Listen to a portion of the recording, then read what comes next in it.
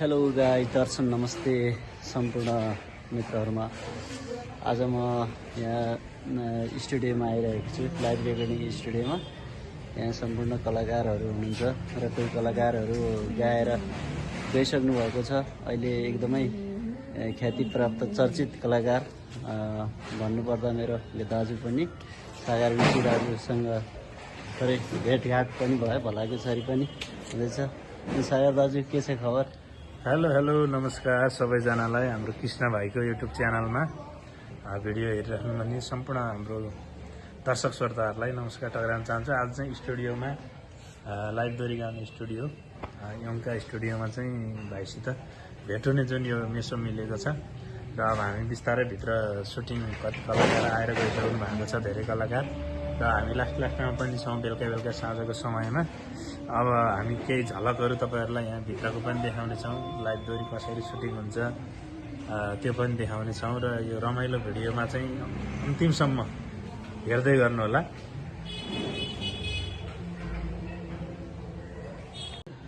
ल है गाइज, हामी त वेटिङमा छौँ, अझै सुरु भएको छैन।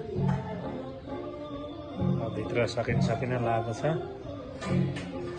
अब त्यसपछि हामी फेरि अब हाम्रो दोरी सुरु हुन्छ। के छ किन अनि नेपालको बसाइ कस्तो हुँदैछ? अब नेपालको बसाइ राम्रो चलिरहेको छ। हिदा मना यहाँ छ होइन? एक त फ्यामिलीसँग छु, एक त दाजुभाइ कलाकार मित्रहरूसँग पनि भेट गर्दैछु। दोरी गाउने हो नि त आजलाई चाहिँ अब रातभरि मिलाएर गर्नुपर्छ। यसो मिल्न एउटा एपिसोड हो, आफ्नो च्यानलबाट हाल्नु पऱ्यो नि त। यसो मिलाएर गाउने हो। त्यसै यो कृष्ण विकल च्यानलबाटै यही कृष्ण विकल च्यानलबाट एउटा टक्क एउटा राम्रो दोरी राख्नुपर्छ। अब सबै दर्शकहरूले माया गरिदिनु होला र कलाकारसँग पनि एकदमै नजिक, पहिलादेखि नै आफैमा एकदम कविता भन्न एकदम माहिर छ हाम्रो कृष्ण भाइ। गजलहरू लेख्न पनि त्यस्तै माहिर छ हाम्रो केबी भाइ बुढाथुन छ फेसबुकमा चाहिँ नाम, यहाँ धेरैले चिन्नु भएको छ। अब चाहिँ हामी ओके ल अब हाम्रो दोरी सुरु हुन्छ।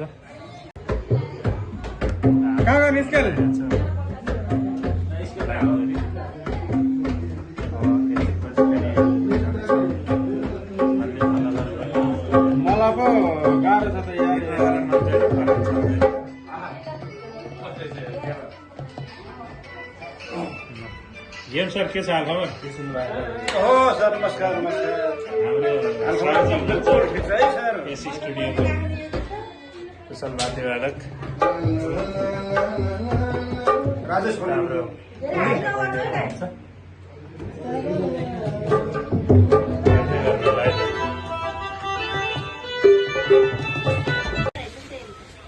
साथीहरू, हामी चाहिँ यतिखेर चाहिँ हामी स्टुडियोबाट लाइभ दोरी गाएर पनि हाम्रो एउटा फ्यामिली गेट टुगेदरमा छौँ। र यतिखेर चाहिँ हामी फ्यामिली गेट टुगेदरमा हामी को छौँ, यताउता रमाइलो यहाँको सबै देखाउनेछु।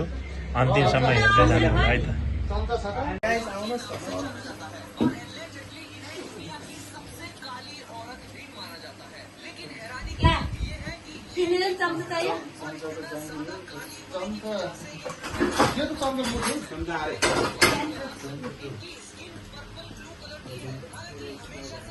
भयो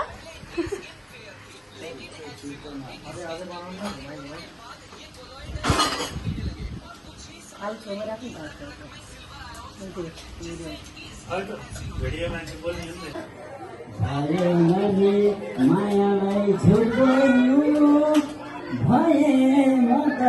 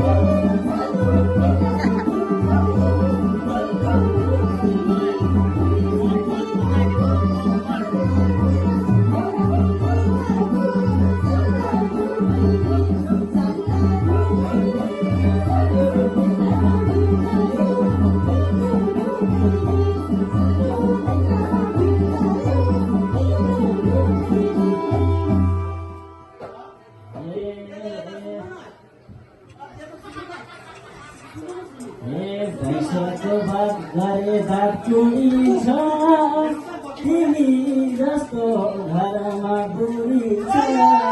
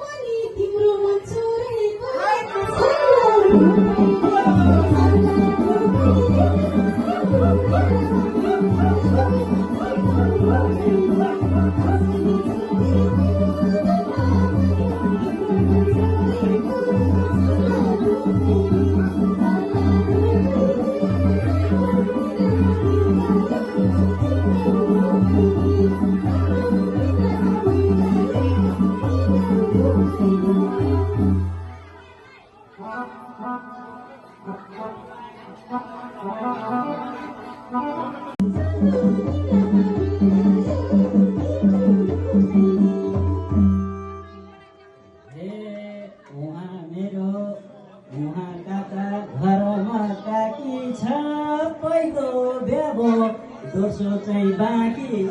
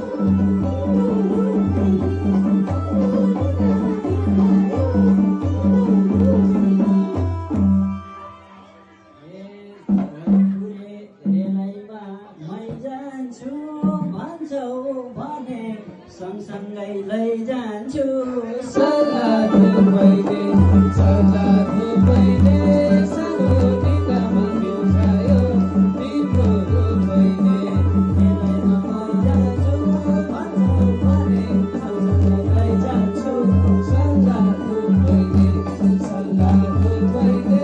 सानो ढिकामा बिउजायो तिम्रो रूपैले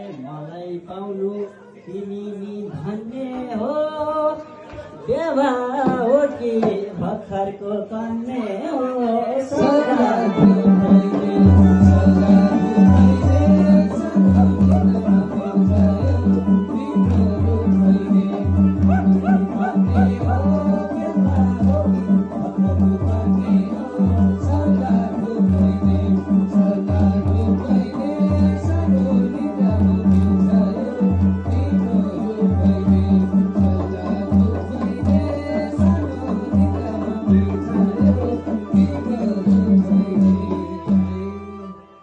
हे तिम्रो माया यो मनमा उमारी दुःख हो कि हुन्न त खुमारी मलाई याद गर्यो त कति जेठको खुमारी पर्यो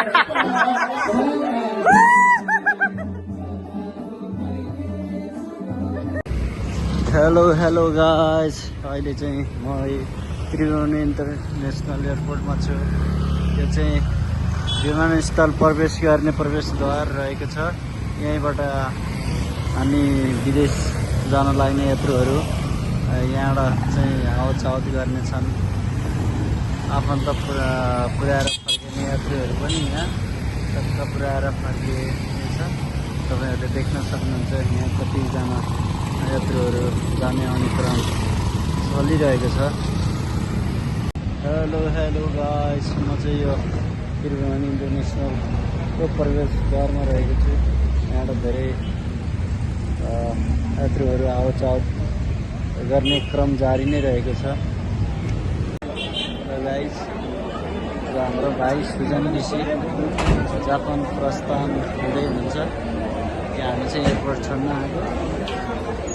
अब यहाँको ठिक 11:30 भएको छ। उहाँको फ्लाइट चाहिँ 1:30 बजे रहेको छ। र जो जति साथी दाजुभाइहरू यहाँ पाल्नु भयो स्वागत गर्नको लागि, विदाई गर्नको लागि हामी फर्किने छौँ यहाँबाट।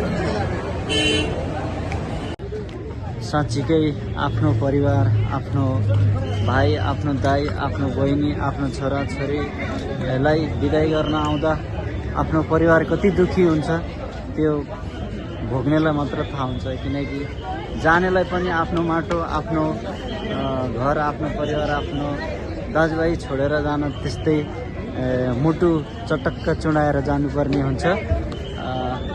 के गर्नु, बाध्यता यस्तै छ। देशको परिस्थिति, देशको अवस्थालाई ले गर्दा हामी युवाहरू दिनानुदिन लाखौँ युवाहरू यो एयरपोर्ट, यो देशलाई छोडेर यो एयरपोर्ट हुँदै हामी विभिन्न कन्ट्रीमा जानेछौँ। साँच्चै नै यो एकदमै खुसीको कुरा भनौँ, दुःखको कुरा भनौँ। एक त खुसी त हो, आफ्नो फ्युचर बन्छ, तर आफ्नो परिवारलाई छोडेर जाँदा, आफ्नो घर परिवारलाई, आफ्नो माटोलाई छोडेर विदेशिनु पर्दा जति दुःख जानेलाई, परदेशीलाई मात्र थाहा छ। किनकि यो परदेशी परदेशिनु एउटा रहर होइन, बाध्यता हो। के गर्नु, देशको अवस्था यस्तै छ।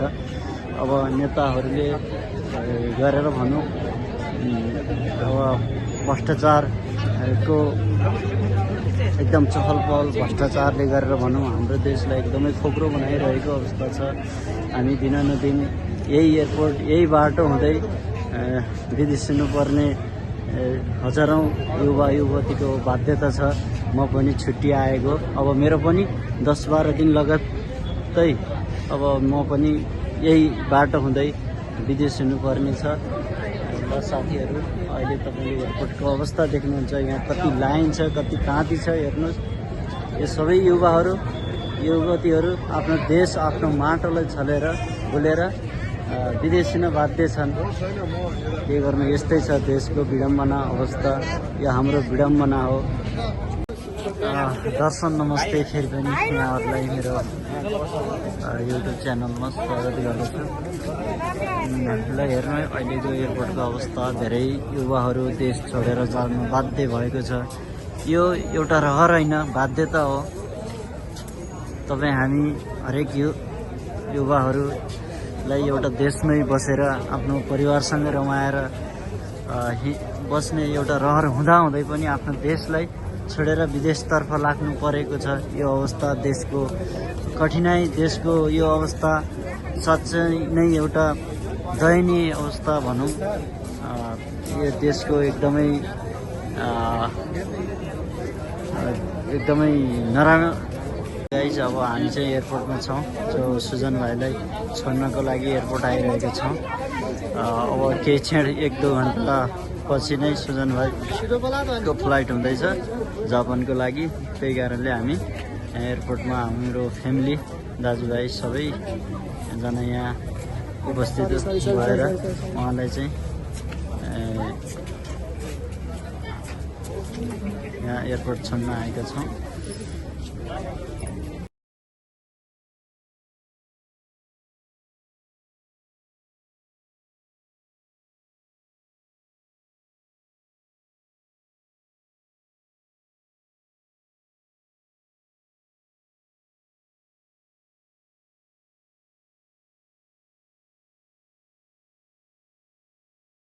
ल हेर्नु, उता प्लेन देख्न सक्नुहुन्छ, जो श्रीलङ्कन प्लेन उड्ने तर्खरमा छ। अब हामी पनि यहाँबाट छुट्छौँ, घरतर्फ लाग्छौँ। ल हेर्नु, यो चाहिँ डोमेस्टिक अराइभल्स। यो तपाईँहरूले एयरपोर्टको दृश्य देख्न सक्नुहुन्छ।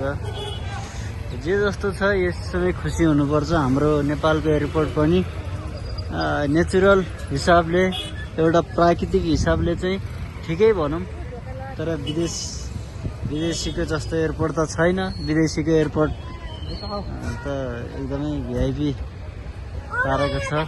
हाम्रो नेपालको अवस्था, एयरपोर्ट यस्तो अवस्थामा छ।